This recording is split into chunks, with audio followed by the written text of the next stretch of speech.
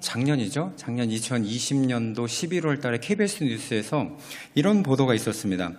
한 해 버려지는 아이가요, 127명이래요. 그래서 10년 동안 봤더니 1272명이라고 합니다.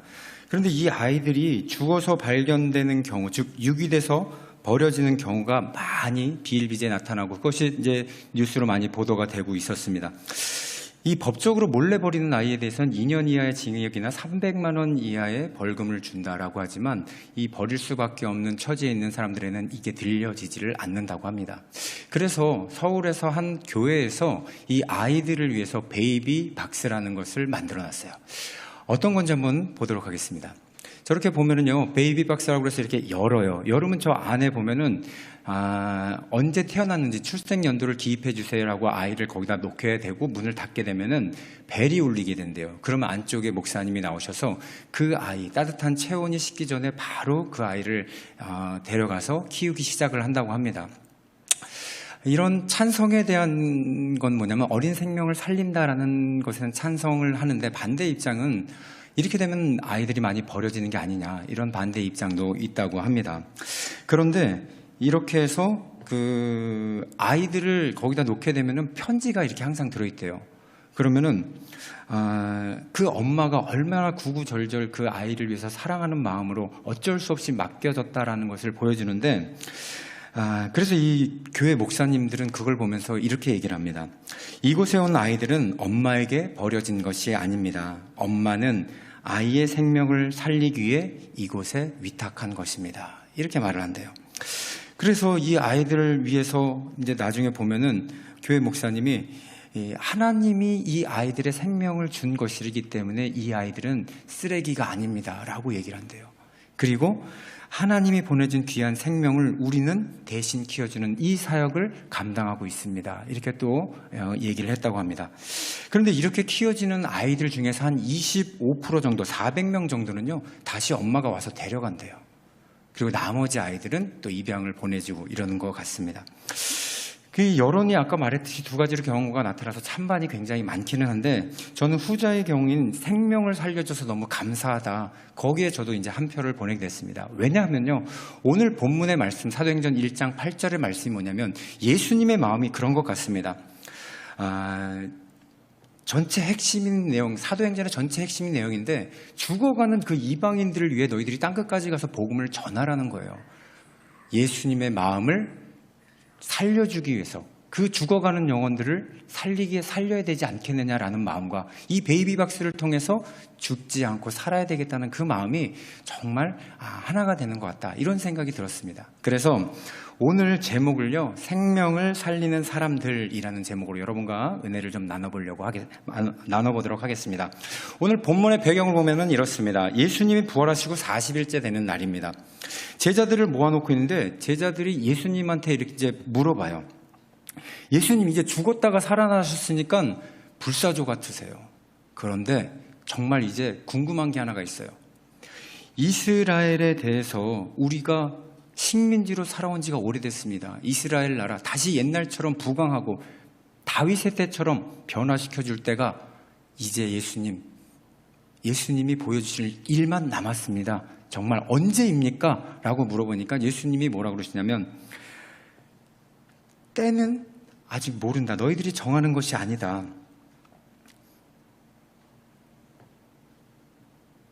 그리고 나서 성령이 너에게 임하시면 너희가 권능을 받게 되는데, 너희가 예루살렘과 유다와 사마리아와 땅끝까지 복음을 전하게 될 것이다. 이게 무슨 답변이냐고요. 너무 생뚱맞은 대답을 들은 제자들은 뭔가 또 물어보고 싶은데, 예수님 어떻게 하셨냐면 뒤도 안 돌아보고 바로 위로 올라가시는 거예요. 하늘로 승천을 하십니다. 제자들은요, 이랬을 것 같아요. 잠깐만요, 예수님, 이해가 안 돼요. 죽었다 다시 살아나시고 이렇게 이해하고 없이 또 올라가면 우리를 2번 죽이는 일 아닙니까? 대답을 해주셔야 될 거 아닙니까? 아마 이런 말을 하고 싶었을 거예요. 그런데 그 변명의 시간도 없이 그냥 올라가시는데, 정말 하늘로 올라가니까 정말 티끌같이 보여질 때까지 쳐다보고 넋놓고 있는데, 옆에서 어떤 사람이 나타나서, 두 사람이요, 흰 옷 입은 사람이 나타나서 뭐라 그러냐면, 너희 가운데 하늘로 올라가신 이 예수는 하늘로 가신 본 그대로 오시리라. 그래요. 이걸 제가 보다 보니까 충청도 사투리라면 이렇습니다. 바슈? 오실 땐 빠꾸로 와요. 이랬을 것 같아요. 그리고 또 늦게 온 만약에 충청도 사람이 있다면 이렇게 물어봤을 거예요. 그러니까 예수님이 올라가면서 이스라엘 언제 좋아진냐? 그랬더니 이 성령이 오시면 우리가 세져갖고 해결된대야. 사실 이 두 마디가요, 오늘 본문의 배경입니다. 그래서요, 여러분들 성령에 의해서 권능을 받은 제자들을 이제는 어디서부터 증인이 시작됩니까? 예루살렘에서 시작되죠. 그래서 첫 번째는 뭐냐면요, 예루살렘의 생명을 살리는 자입니다. 그 능력자가 누구인지 보도록 하겠습니다. 사도행전 2장 4절 말씀 보면 이렇게 나옵니다. 그들이 다 성령의 충만함을 받고 성령이 말하게 하심에 따라 다른 언어들을 말하기 시작하느니라. 부활 후 40일 동안 예수님하고 같이 제자들과 있게 됩니다. 여정을 마치고 승천하시는데 10일이 더 지나자 이 많은 제자들은 마가의 집 옥상에 올라가죠. 마가의 다락방이죠. 성령이 임하게 됩니다. 기도하는 중에 막 임하게 돼요. 그래서 120명이 이제는 너무 충만해진 거예요. 그리고 밖으로 나가게 됩니다. 그럼 예루살렘 거리로 밖으로 나간 사람이 누구냐? 2장 14절을 보면 이렇게 나옵니다. 베드로가 11사도와 함께 서서 소리를 높여 이르되 유대인들과 예루살렘에 사는 모든 사람들아, 이 일을 너희로 알게 할 것이니 내 말에 귀를 기울이라. 성질이 제일 급한 베드로가 제자들과 함께 밖으로 나가서 흥분하면서 내 말에 귀를 기울여라. 유대인들과 예루살렘에 사는 사람들한테 연설을 시작을 하는 거예요. 그리고 구약의 요엘 선지자가 예언했던 말씀을 이용해서 말씀을 시작합니다. 이 17절 말씀을 보면 이렇게 나옵니다. 하나님이 말씀하시기를 말세 내가 내 영을 모든 육체에 부어주리니 너희의 자녀들은 예언할 것이요 너희의 젊은이들은 환상을 보고 너희의 늙은이들은 꿈을 꾸리라. 이렇게 쭉 얘기를 하시면서 마지막에 누구든지 주 이름을 부르는 자는 구원을 받으리라. 이게 연설의 시작이에요. 이게 무슨 말이냐면요, 말세인 지금 주님의 영이 성령으로 임하였는데 부어주셨다. 그러니 주의 이름을 부르는 자는 구원을 받을 것이야. 그런데 우리에게 성령을 부어주시는 이가 누구냐? 22절에 나옵니다. 너희도 22절이 아닌 것 같아요. 자, 제가 읽어드릴게요. 너희도 아는 바 예수로 큰 권능과 기사와 표적을 너희 가운데 베푸사 너희 앞에 그를 증언하였느니라. 하나님의 능력을 가지고 너희 앞에 보내신 이가 누구냐면 나사렛 예수라는 거예요. 그런데 예루살렘에 사는 사람들과 유대인들이 너희가 이 하나님의 아들을 어떻게 했느냐? 36절 보시면은요, 2장 36절을 보시면 그런즉 이스라엘 온 집의 확신이 알지니 너희가 십자가에 못 박은 이 예수를 하나님이 주와 그리스도가 되게 하셨느니라. 네, 이렇게 말합니다. 너희가 하나님의 아들을 십자가에 못 박아 죽였다라고 얘기를 하는 거예요.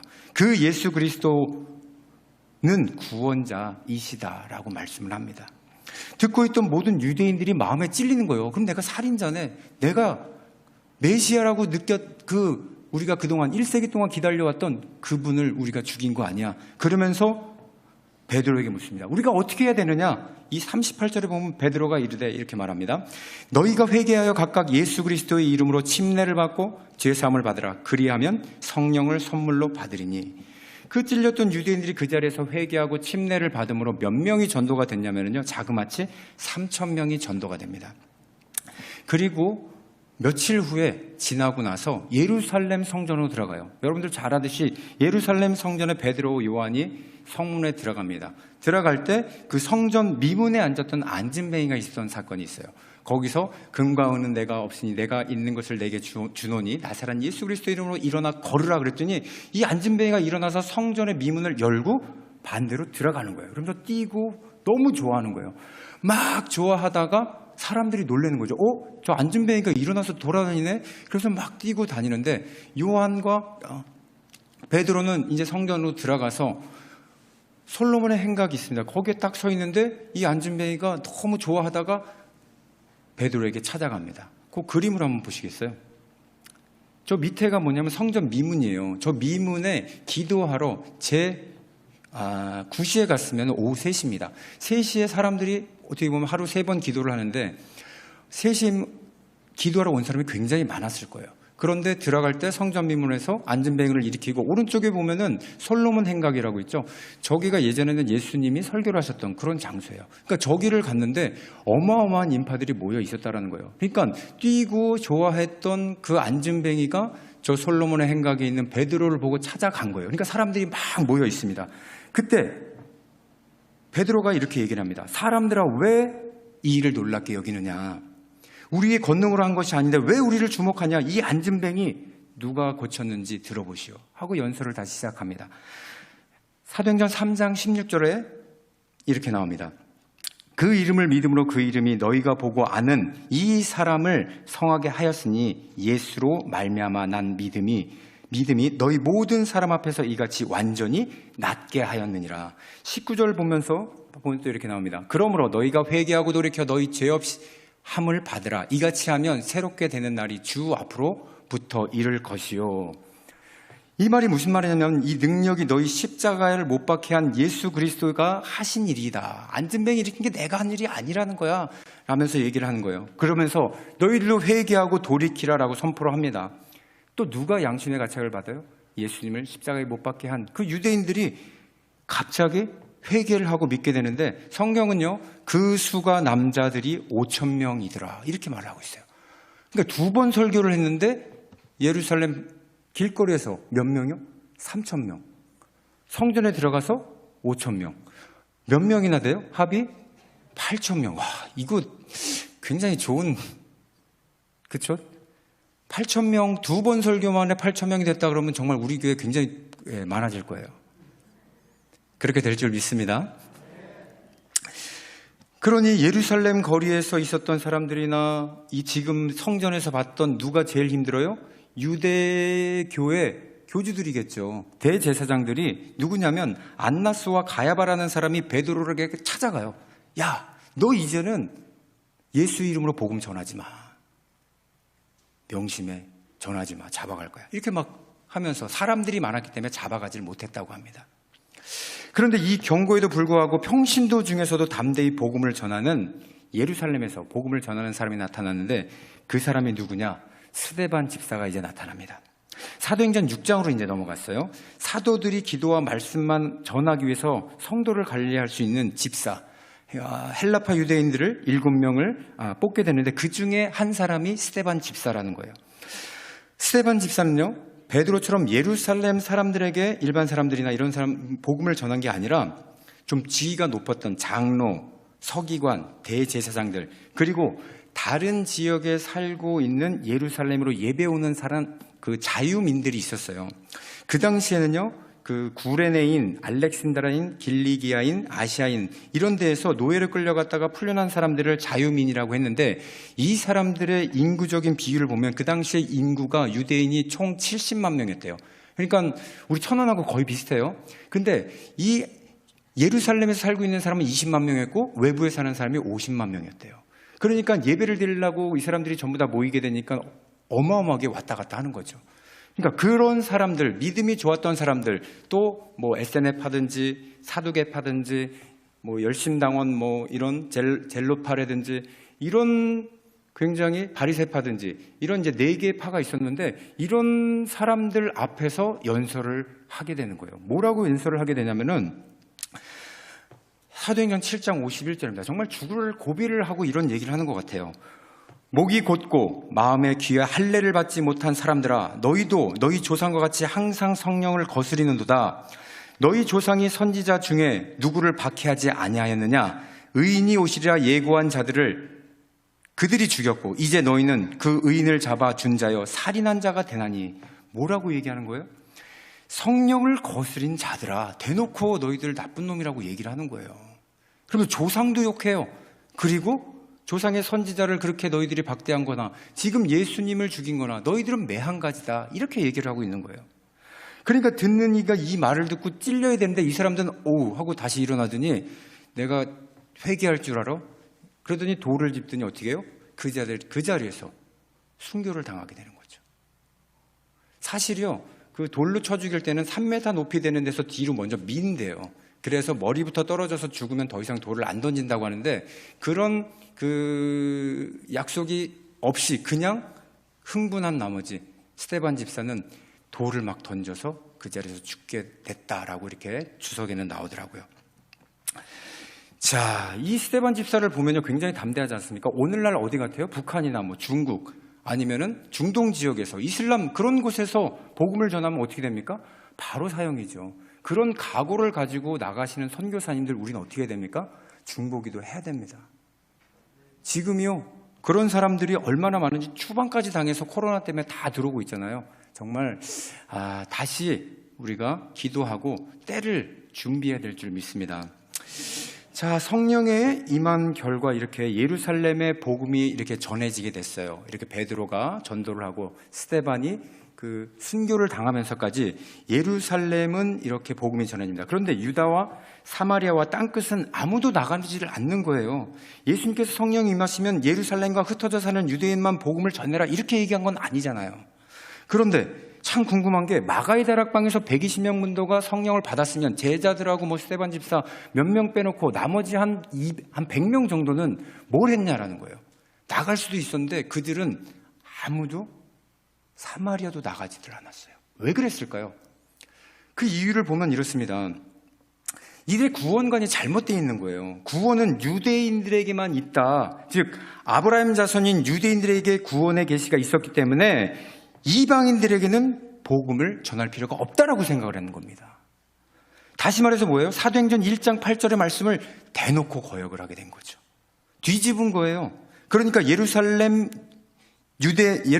유대만 복음을 전하고 사마리아 땅급은 복음을 받아들일 수 있는 사람이 없다라고 생각을 하니까 아무도 복음을 전하러 나가지 않았던 것입니다.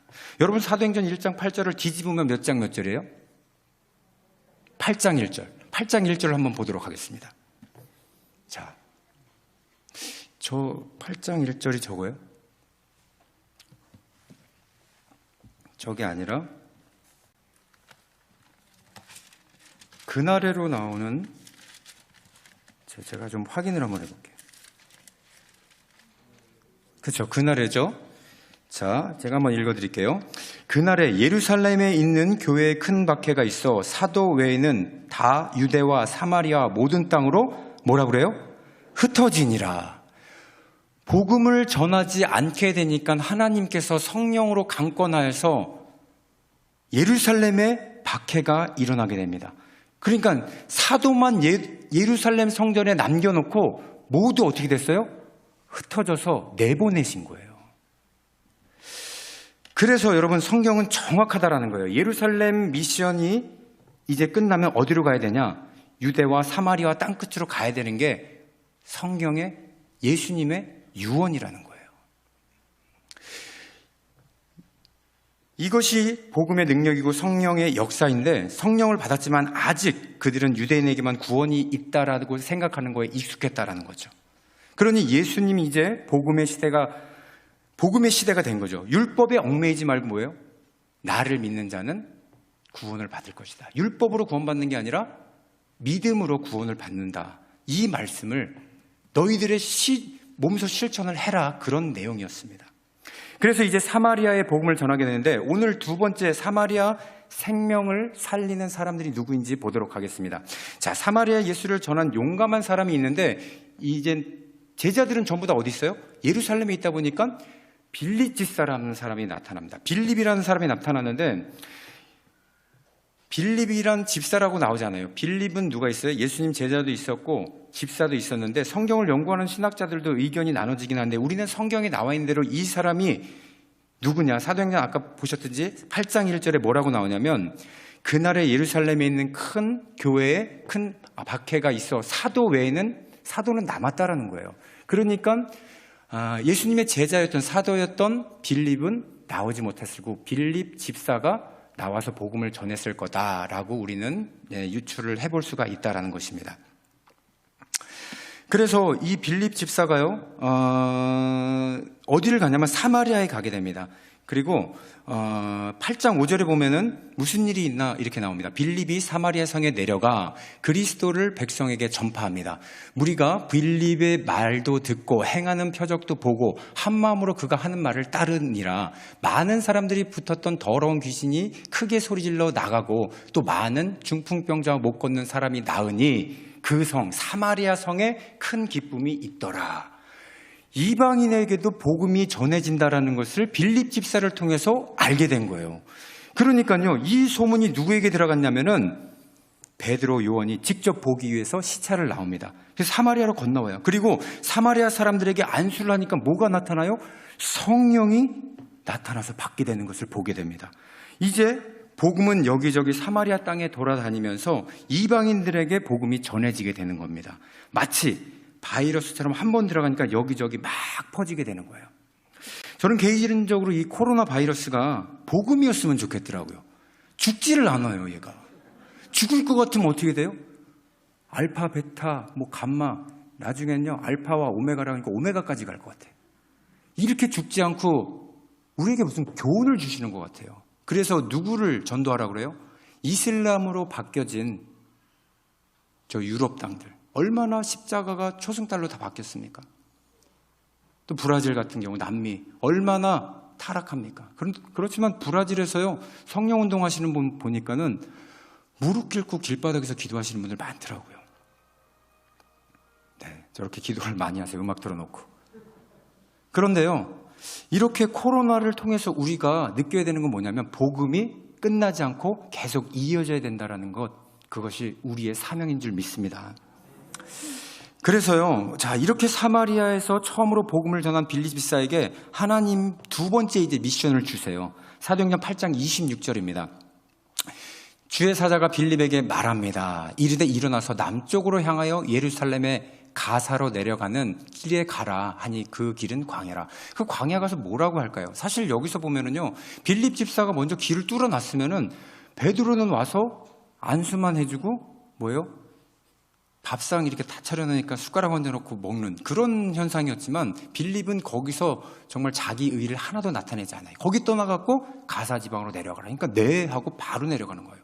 얼마나 순종적인지 우리는 볼 수가 있어요. 왜 이따가 베드로 얼마나 순종적이지 않은지를 비교해 주기 위해 먼저 말씀을 드리는 겁니다. 그래서 가사로 내려가게 되니까 그 지역에 누가 왔냐? 에디오피아 내시가 예루살렘에 갔다가 이제 돌아오는 거예요.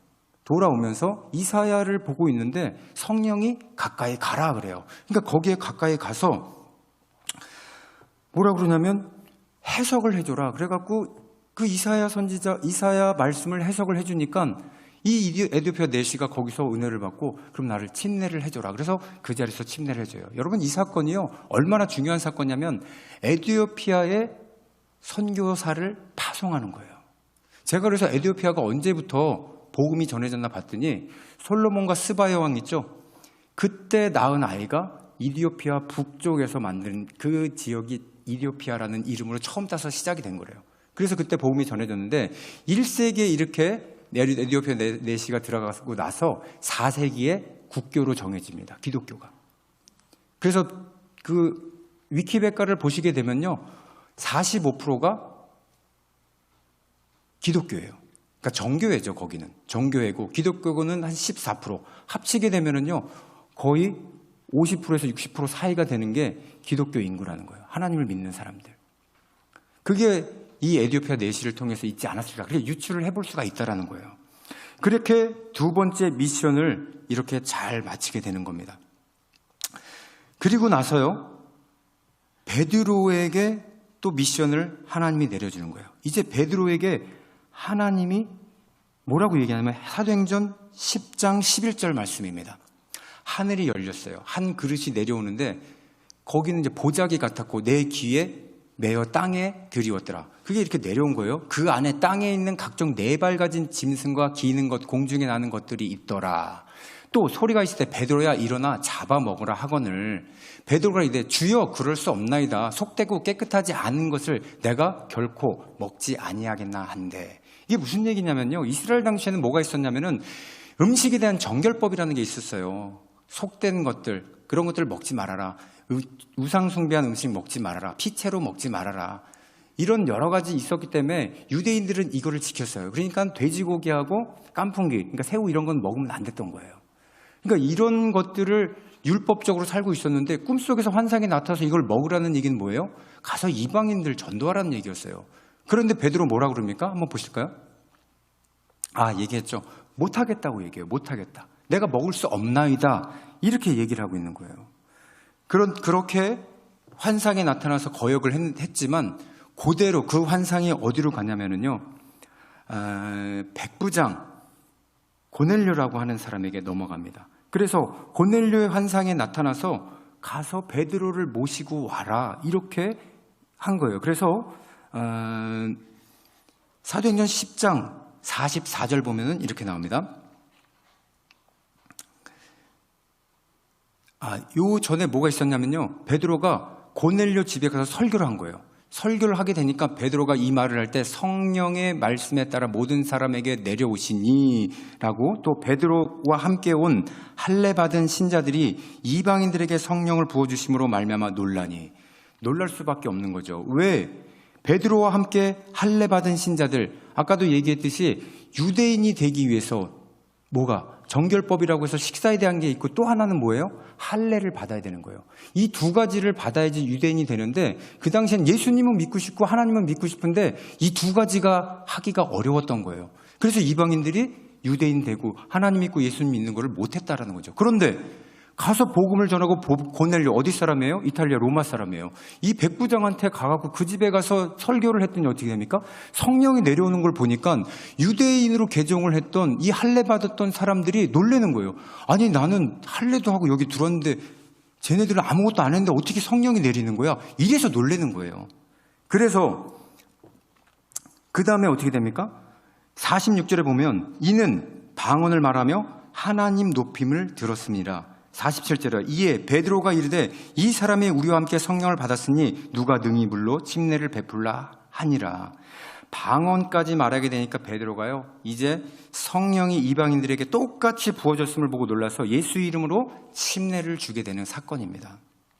이렇게 빌립 집사의 활약으로 베드로가 사마리아에서 복음을 전하게 되었고, 로마의 백부장 군인이었던 고넬료의 집에 가서 성령이 임하는 것을 보고 이방인에 대한 보고를 이제 베드로가 하려고 예루살렘 성전에 가서 이야기합니다. 뭐라고 얘기를 하냐면 이렇게 지도를 가지고 얘기했을 것 같아요.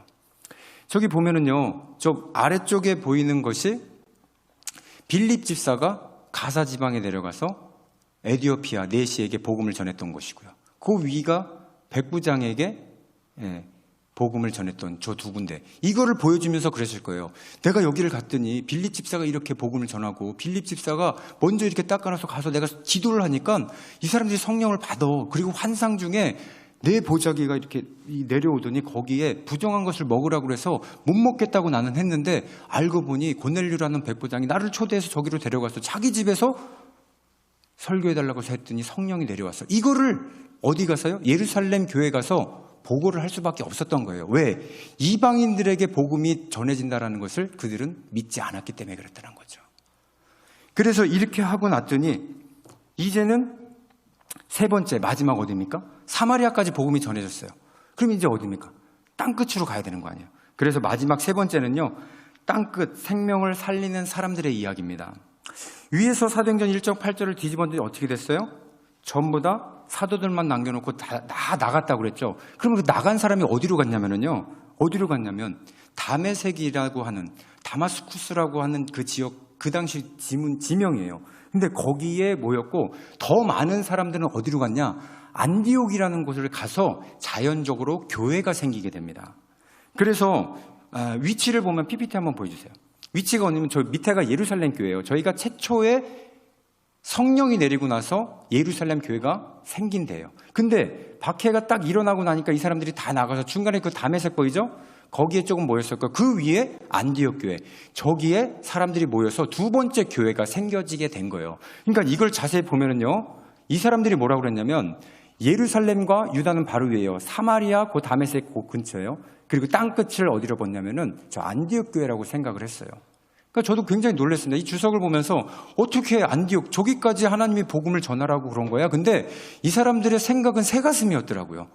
넓게 땅끝으로 가야 되는데 자기네들의 생각은 저기까지다라고 이렇게 본 거예요. 그래서 저 안디옥까지 라고 사람들이 모여서 두 번째 교회가 생기게 되는 것입니다.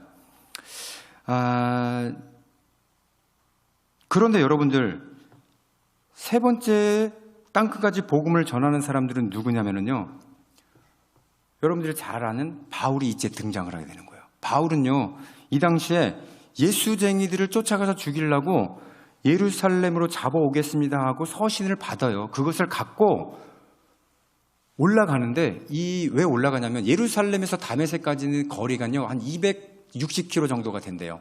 그러니까 그냥 가면 6일 정도 거리고요, 말을 타고 가면 3일 정도 걸리래요. 근데 그 거리를 가는데 해발 650m 정도가 된다면 언덕이 되게 높은 거예요. 거기를 막 쫓아가고 가는 겁니다. 그래서 막 따라가서 다메섹 정도에 딱 도착을 했는데 누가 나타나요? 하늘에서 빛이 내려오면서 네가 박해하는 나는 예수다라고 얘기를 해요. 그리고 나서 어떻게 돼요? 눈에 비닐이 딱 씌어갖고서는 앞이 안 보이죠. 3일 동안 아무것도 못 먹게 됩니다. 그리고 손에 이끌려서 어디로 가냐? 다메섹에 있는 아나니아라고 하는 집으로 가요. 그러니까 아나니아한테 갔더니 아나니아가 사울을 딱 보더니 확 알아보더니 주의 영이 임하에 셔갖고 이 사람에게 안수를 하라 그러는데, 아니 하나님, 이 사람은요 우리를 박해하는 사람 아닙니까? 그러니까 하나님이 이때 중요한 말을 하세요. 뭐라고 얘기하냐면 9장 15절의 말씀입니다. 사도행전 9장 15절. 중요하니까 함께 읽어보도록 하겠습니다. 시작.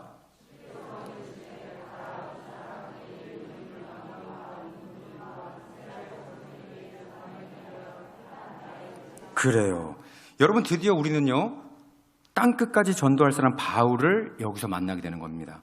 이 사람은요 이방인들, 임금들, 그리고 이스라엘 자손들에게 예수를 전할 사람이라고 그럽니다. 그리고 하나님은 다시 이렇게 얘기하는 거예요. 16절 보면 그가 내 이름을 위하여 얼마나 고난을 받아야 할 것을 내가 그에게 보이리라.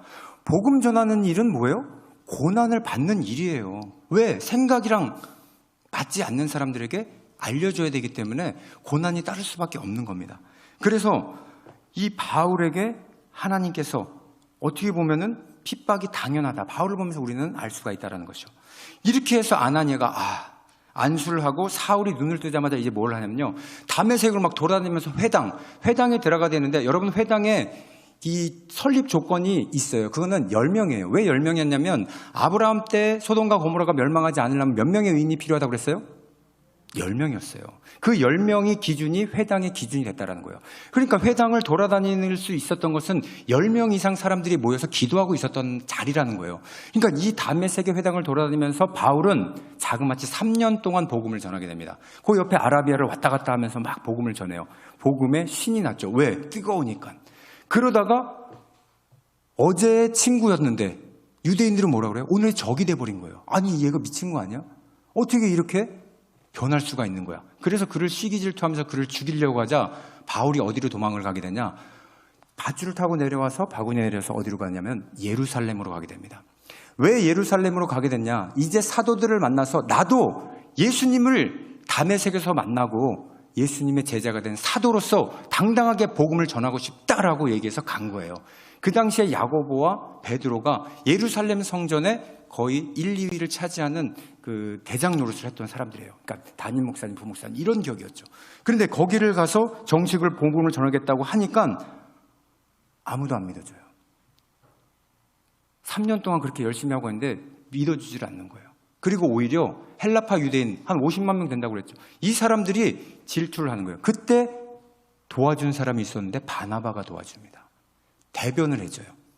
바울은요 다메섹에서 하나님을 만났고요, 눈이 멀었는데 아나니아한테 가서 눈이 떴고요, 다메섹 돌아다니면서 아라비아까지 돌아다니면서 3년 동안 복음을 전하다 왔어요.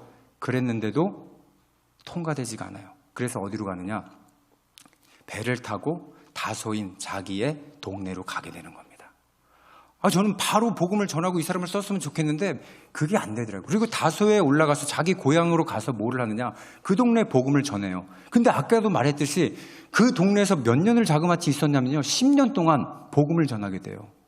그럼 총 합쳐서 13년 동안 복음을 전하죠. 그런데도 예루살렘 성전에서는요 이 바울을 인정을 하지를 않아요. 왜? 예루살렘과 유다와 사마리아와 땅끝은 안디옥 교회라고까지 생각을 했기 때문에 그 이유로 벗어나서 복음을 전하는 것에 대해서는 관심이 없었다라는 거예요. 자, 이렇게 10년을 복음을 전하고 있는데 아까 안디옥에 교회가 생겨졌다고 그랬죠? 제2성전. 그러면 거기에 담임 목사가 필요할 거 아니에요. 누구를 보내줬냐? 예루살렘 성전에서 통과한 사람이 누구냐? 바나바가 가게 됩니다. 바나바는요, 구브로라는 섬에서 살면서 자기의 밭을 팔아갖고 제자들에게 갖다 준 사람들이에요. 그래서 신실한 사람들이었죠. 이 사람이 제자들과 같이 있다가 네가 가라. 네가 가서 거기에 복음을 전해라. 너처럼 신실하고 성령에 충만한 사람이 가야 되겠다. 그래서 파견이 되자마자 바나바가 무슨 생각을 하냐면 10년 전 그 예수님을 다메섹에서 만났던 그 사람 같이 복음을 전해야 되겠다. 그래서 그 안디옥하고 다소는 얼마 차이가 되질 않아요. 가서 데려옵니다. 그래서 거기서 복음을 전하게 되는데 사도행전 11장 25절에 그렇게 나옵니다. 바나바가 사울을 찾으러 다소에 가서 만남에 안디옥에 데리고 와서 둘이 교회에 1년간 모여있어 큰 무리를 가르쳤고 제자들이 안디옥으로 비로소 그리스도인이라 일컬음을 받았더라. 1년 동안 복음을 전하고 거기서 부흥을 하게 됐는데 그 제자들이 거기서 나온 사람은 성도들이 그리스도인들이라 이렇게 칭할 정도로 신실한 사람이 됐다라는 거예요. 그래서 바나바와 바울은요, 안디옥에서 이렇게 열심히 1년을 딱 하고 나서 부흥을 막 가져오는데 갑자기 누가 왔느냐? 예루살렘에서 사람이 왔는데 흉년으로 인해서 위기가 찾아왔습니다 하고 아가보라는 선지자가 왔어요. 그래서 돈을 모읍니다. 돈을 열심히 모아갖고 예루살렘으로 이제 갑니다. 예루살렘을 딱 갔더니 어떤 일이 있냐면은 야고보가 죽었어요. 예루살렘 성전의 1인자였잖아요. 그리고 두 번째 누구예요? 베드로가 잡혔어요. 죽인대요. 근데 안식일이기 때문에 죽이지 않고 끝나면 죽이겠다 그래서 감옥에 있는데 천사가 나타나서 열어주고 나오게 되는 거예요. 그 나온 베드로를 바울과 바나바가 만나게 되는 겁니다. 이 만나서 그동안 모금했던 돈을 주면서 힘드시죠? 주게 됩니다. 그리고 그동안 있었던 일을 쭉 얘기를 하니까 이제 정식으로 안디옥 교회로 파송을 보내게 되는 겁니다. 여기까지가 전반부 13장까지의 얘기예요. 여러분들 좀 다소 길었지만은 12장까지 얘기를 정말 전반부. 그리고 바울이요 이제는 전도 여행을 떠나는 거지 땅끝까지 복음을 전하는 거예요. 그래서 유럽 전체를 돌아다니면서 이렇게 복음을 전하게 되죠. 그것이 전체 28장까지 바울의 전도 1, 2, 3차로 이렇게 나눠지게 되는 것입니다. 전반부가 사도행전 1장 8절을 가리켰던 예루살렘과 유다와 사마리아까지라면요. 이제 후반부에는 땅끝이 어디인지 여러분들이 가늠하면서 볼 수 있는, 짐작할 수가 있다는 거예요. 그래서 오늘은 여기까지 말씀을 드리고요. 다음에는 이제 바울의 전도여행을 여러분께 좀 말씀을 드리려고 하는데요.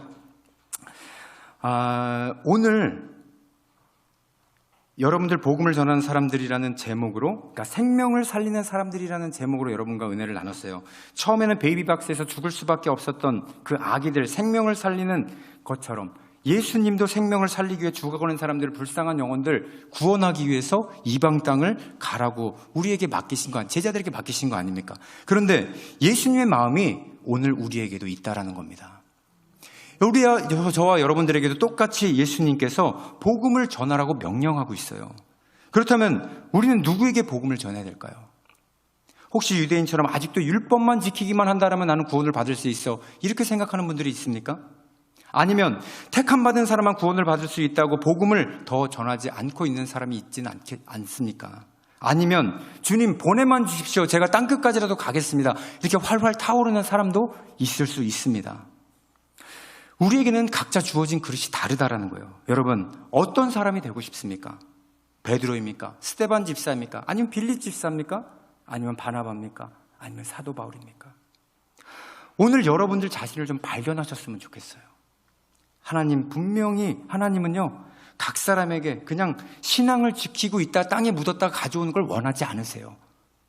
맡겨진 달란트 열심히 해서 5개, 10개 늘리라고 얘기를 하고 있습니다. 저 멀리 되도록 땅끝까지 가라고 하고 있는데, 여러분들의 땅끝은 도대체 어디입니까? 여러분들이 생각하는 땅끝이 도대체 어디입니까?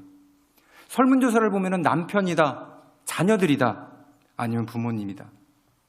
또 어떤 사람은 정말 북한입니다, 이슬람이고 그것을 땅끝이라 말하는 사람들도 있습니다. 그런데 정말 땅끝은요, 우리가 변화를 시키려고 해도 변화되지 않는 그곳, 거기가 땅끝인 것 같습니다. 여러분, 그곳이 어딜까요? 저는 이거 곰곰이 생각하다 보니까요, 혹시 우리 자신이 땅끝은 아닌가? 그런 생각을 해봤습니다. 어떤 대전에 있는 큰 교회 목사님이 그런 얘기를 하시더라고요. 복음이 예루살렘에서부터 나왔는데 지금은 복음의 불모지가 예루살렘입니다. 그러니 그것이 우리가 복음을 전해야 되는 땅끝이 아니겠습니까? 그러면서 그분이 그래요. 내가 변화되지 않으면 땅끝도 없습니다. 내가 땅끝이 되어서 변해야지 복음도 전할 수가 있습니다. 그러려면 우리 자신을 봐야 되는데, 정말 제가 만약에 천지창조하시는 그때로 돌아가서 사람을 만든다고 하면은, 어떤 분이 그러지만 저도 그런 마음을 가졌어요. 사람을 만들 때 한쪽 눈은 바깥을 바라보고 한쪽 눈은 좀 안으로 바꿔서 만들었으면 얼마나 좋을까. 훈수를 좀 두고 싶었더라고요.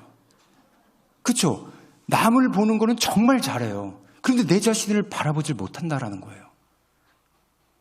그래서 여러분, 오늘 우리 자신에게 여러분들 말했으면 좋겠습니다. 하나님, 오늘 우리 자신이 땅끝이 되기를 원합니다. 그동안 비난만 하고 내 자신 바라보지 못했다면 오늘 내가 변해서 하나님 복음을 전할 수 있는 그런 시작이 되겠습니다. 이걸 가지고 이 시간에 우리 함께 기도했으면 좋겠습니다. 함께 기도할 텐데요, 이제 오늘 우리 자신이 정말 땅끝이 되기를 원합니다. 이제 베드로처럼, 스데반처럼, 바울처럼 죽기를 각오하고 복음을 전할 수 있는 우리 자신을 먼저 변화되게 하여 주옵소서. 이 시간 다 같이 복음은 하루 시작은 내 자신부터 시작되게 하여 주옵소서. 이 시간 다 같이 우리 통성으로 한번 기도하겠습니다. 할렐루야. 거룩하신 아버지 하나님, 우리에게 아버지 하나님이여 주신 주님의 땅끝은 어디입니까? 하나님, 우리는 아버지 하나님 우리 자신을 바라보지 못하는데 얼마나 아버지 하나님이여 훈련이 되지 못하여서 우리는 여태껏 다른 사람을 보면서 하나님 그 사람들이 변하길 바라며 그 사람들을 위해 중보하고 그 사람들을 위해서 기도하는 사람으로 살았는데, 어느새 아버지 하나님이여 내 자신에 대해서는 한 번이라도 생각한 적이 있습니까? 오늘 아버지 주님께서 원하시는 것은 내가 변해야 된다. 내 자신이 변해야 된다. 우리가 변할 때 하나님 복음의 시작이 될 수 있다. 예루살렘에서 복음이 시작했지만 그 볼모지 땅 다시 우리가 가서 복음을 전해야 되는데, 하나님 네가 가서 전도할 수 있는 그런 사람이 되라. 그러기 위해서는 내 자신이 변화되기를 원한다. 우리 각자 자신이 변할 수 있게 돼야 된다. 이렇게 주님이 말씀하고 계시는 것 같습니다. 오늘 아버지 하나님 이 코로나가 번져갖고 세계 아버지 하나님 많은 사람들이 죽어가고 있지만 이것처럼 우리도 복음을 전하기를 원합니다. 하나님 주신 교훈을 통해서 땅끝까지 복음을 전할 수 있고, 우리도 변화되어서 하나님이 오시는 그날까지 우리가 복음을 가지고 있는 것만이 아니라 하나님 전할 수 있도록 하여 주시옵소서. 말하게 하여 주시옵소서. 외치게 하여 주시옵소서. 주님 역사하여 주시옵소서. 이 시간 이후로부터 아버지 하나님 주님께서 주시는 말씀 가운데 하나님 우리 자신을 더욱더 바라보게 하여 주시옵고, 주님의 큰 사랑이 우리에 있게 하여 주시옵소서. 감사드리며 예수님의 이름으로 기도드리옵나이다. 아멘. 축도하겠습니다. 지금은 우리를 죄에서 구원하신 예수 그리스도의 은혜와 아버지 하나님의 극진하신 사랑과 성령님의 내주 교통하심이 오늘 사도행전 1장 8절을 통해 예루살렘과 유다와 사마리아와 땅끝에 배정되어 복음을 전하고자 하는 모든 성도들의 마음과 생각, 머리까지, 그리고 자신을 바꾸고자 하는 그 생각 위에 지금부터 영원까지 함께할지어다. 아멘.